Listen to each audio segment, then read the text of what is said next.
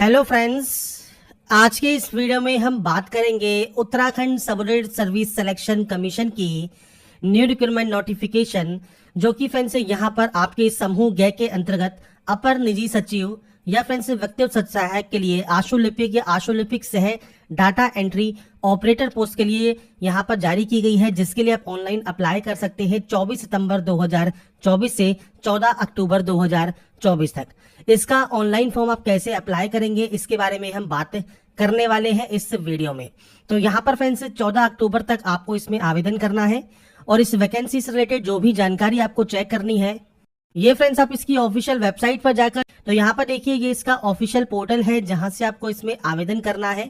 यहाँ पर आपको इंस्ट्रक्शंस दिए गए हैं। सबसे पहले रजिस्ट्रेशन करना है, पर्सनल डिटेल फिल करनी है, उसके बाद क्वालिफिकेशन फिल करना है, फोटोग्राफ एंड सिग्नेचर अपलोड करना है, लास्ट में आपको पेमेंट करना है और लास्ट में उसके बाद आपका प्रिंट आप निकाल सकते हैं। आपका जो मोबाइल नंबर है, मेल ID है, वो एक्टिव एंड वैलिड होना चाहिए। और यहाँ पर फ्रेंड्स आपको जितने इंस्ट्रक्शंस दिए गए हैं, ये पढ़ने के बाद जो भी आपका फोटोग्राफ सिग्नेचर है उसके आपको यहाँ पर डायमेंशन दिए गए हैं। इसके बाद आप अप्लाई नाउ पर क्लिक करेंगे। अब यहाँ पर कुछ बेसिक जानकारी है, जिसमें सबसे पहले आप यहाँ पर एंटर करेंगे कैंडिडेट नेम। तो कैंडिडेट का पूरा नाम आप यहाँ पर एंटर कीजिए।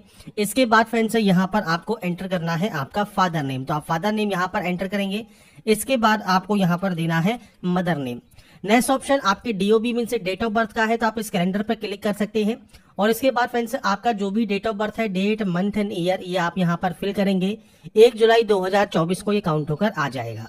आपका जेंडर आपको सेलेक्ट करना है, आपका मैरिटल स्टेटस आपको यहाँ पर सेलेक्ट करना है। इसके बाद नेशनलिटी आपको सेलेक्ट करनी होगी। इसके बाद फ्रेंड्स अगर आप डिस्ट्रिक्ट एम्प्लॉयमेंट ऑफिस में, जो कि उत्तराखंड स्टेट में है, तो फ्रेंड्स अगर रजिस्टर है तो आप यहाँ पर यस कर सकते हैं और आपकी रजिस्ट्रेशन की जानकारी आप प्रोवाइड करेंगे। नहीं है रजिस्टर तो आप यहाँ पर नो कर सकते हैं। पर ये ध्यान रखिएगा, minimum one of the following option जो कि फ्रेंड्स यहाँ पर आपको दिए गए हैं, उनमें आपको यस करना होगा। कम से कम एक ऑप्शन में आपको यस करना जरूरी है।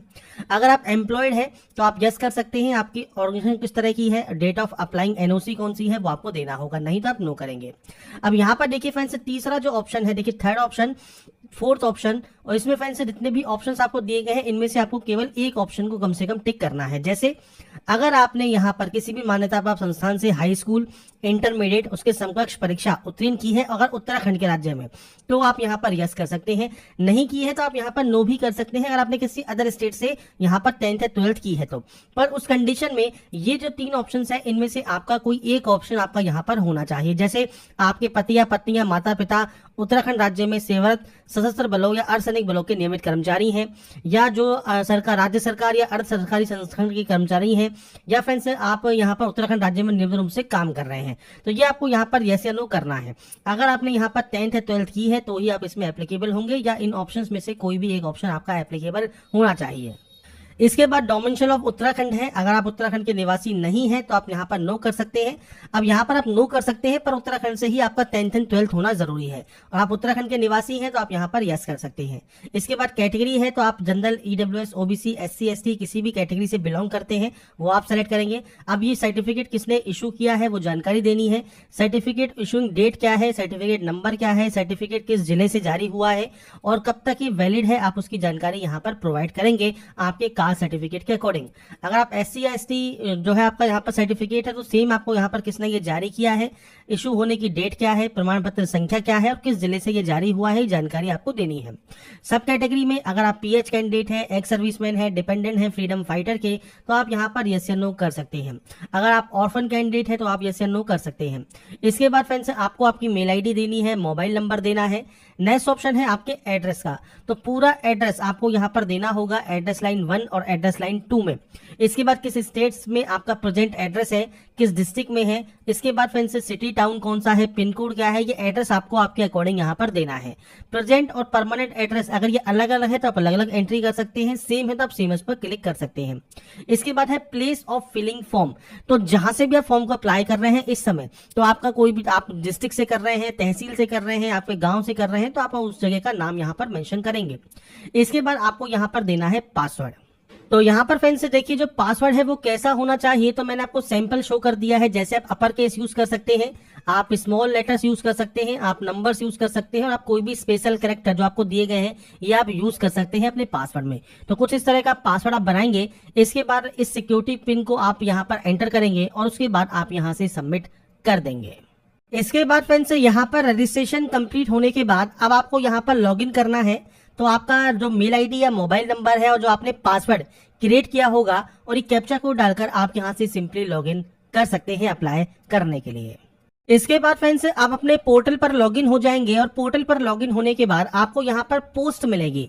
जैसे आपका अपर निजी सचिव है, एडिशनल प्राइवेट सेक्रेटरी, तो आप फ्रेंड्स इस पोस्ट के लिए आवेदन करना चाहते हैं, आप इस ऑप्शन को सेलेक्ट कर सकते हैं।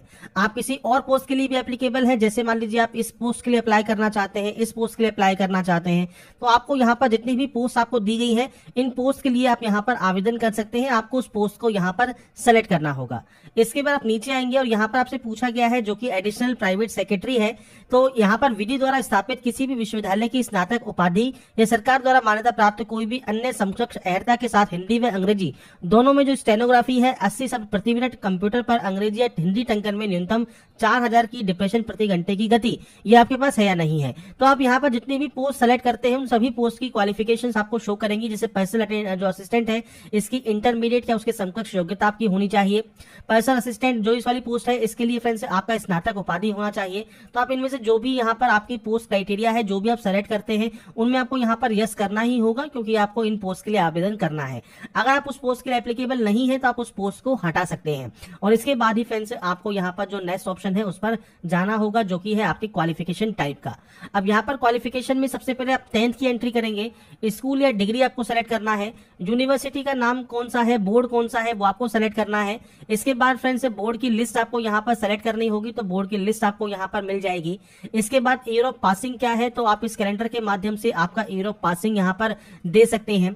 इसके बाद सब्जेक्ट या स्ट्रीम कौन सी है, हाई स्कूल सब्जेक्ट आप सेलेक्ट करेंगे। आपका सीजीपी है तो सीजीपी की जानकारी, मार्किंग सिस्टम है तो मार्क्स की जानकारी, ग्रेड सिस्टम है तो ग्रेड की जानकारी आपको देना होगा। यहाँ पर आपके ऑप्टेन्स आएंगे, मतलब कितने नंबर्स आपने गेन किए हैं, कितने में से वो जानकारी आपको यहाँ पर एंटर करनी है और उसके बाद क्वालिफिकेशन को आपको यहाँ पर ऐड कर देना है। इसी तरह से फ्रेंड्स अब आपको यहाँ पर 10+2 इंटरमीडिएट की जानकारी देनी है।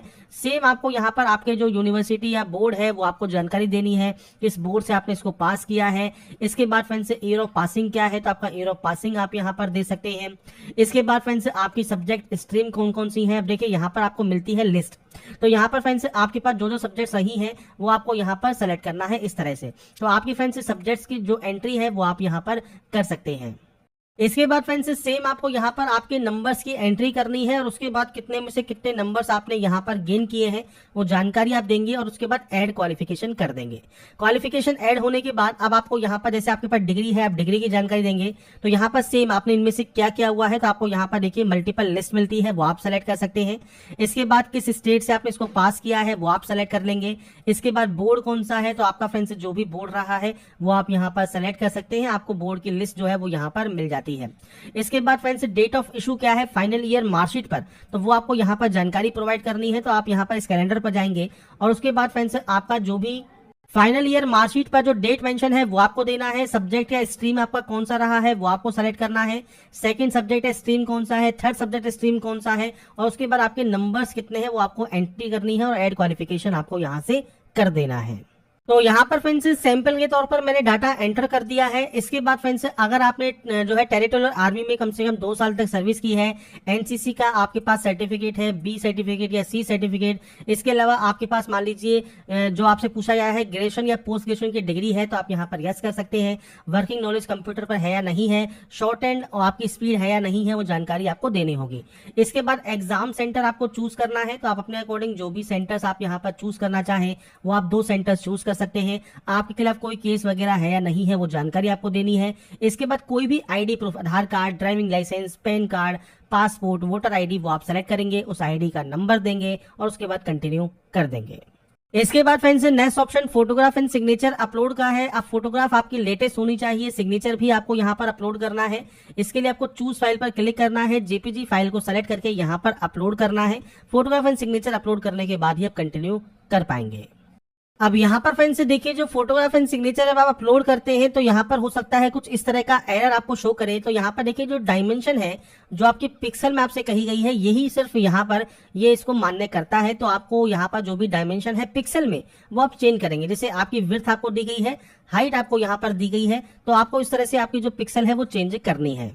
इसके लिए फ्रेंड्स आप गूगल पर जाकर मल्टीपल आपको वहां पर फ्रेंड्स जो है ऑनलाइन सॉफ्टवेयर मिल जाएंगे, जिसमें आप अपना पिक्सल चेंज कर सकते हैं। जैसे यहाँ पर आपको अपनी फोटो इंपोर्ट कर लेनी है, यहाँ पर यूनिट पर जाकर आप पिक्सल सेलेक्ट करेंगे। अब देखिए, आपसे विड्थ कही गई है यहाँ पर 150 और हाइट कही गई है 200। तो आपको यहाँ पर जो विड्थ है वो आप 150 लिखेंगे, यहाँ पर आप हाइट को 200 लिखेंगे, जेपीजी फॉर्मेट करेंगे। साइज आप यहाँ पर जो है, जैसे मान लीजिए आप यहाँ पर 23 या 30 KB आप यहाँ पर रखना चाहते हैं तो 30 KB रख लीजिए, और उसके बाद नेक्स्ट डाउनलोड पर क्लिक कीजिए। आपकी इमेज यहाँ पर डाउनलोड हो जाएगी और उसके बाद आप यहाँ पर उसे अपलोड कर पाएंगे।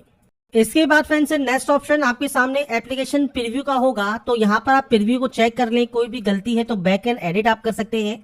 कोई भी गलती नहीं है तो फ्रेंड्स आप यहाँ से डाटा को डिक्लेयर कर देंगे, और डिक्लेयर करने के बाद आप यहाँ से प्रोसीड वाले ऑप्शन पर क्लिक करेंगे। इसके बाद फ्रेंड्स आपको यहाँ पर अब करना है पेमेंट। तो आप पेमेंट के लिए कोई भी पेमेंट मोड जो है यूज कर सकते हैं। इसके बाद आप पे नाउ पर क्लिक करेंगे, और उसके बाद फ्रेंड्स आप यहाँ पर जो है पेमेंट अपना कंप्लीट कर सकते हैं। तो आपको यहाँ पर बिलिंग नेम में आपका जो कैंडिडेट का नाम है वो दे सकते हैं, आपका एड्रेस, आपका पिन कोड, सिटी, आपका स्टेट, आपकी country, mobile number, mail ID आप दे दीजिए। इसके बाद आप card, credit card, debit card, net banking, UPI, आप कोई भी ऑप्शन का यहाँ पर यूज कर सकते हैं अपने पेमेंट को कंप्लीट करने के लिए। जब आपका पेमेंट यहाँ पर वेरीफाई हो जाएगा, उसके बाद अपना फाइनल प्रिंट आउट आप डाउनलोड या सेव करके अपने पास रख पाएंगे। तो यहाँ पर फ्रेंड्स जो जानकारी है वो मैंने आपको प्रोवाइड कर दी है, कैसे आप UK SSC personal assistant online form 2024 apply कर सकते हैं, स्टेप बाय स्टेप प्रोसेस के बारे में।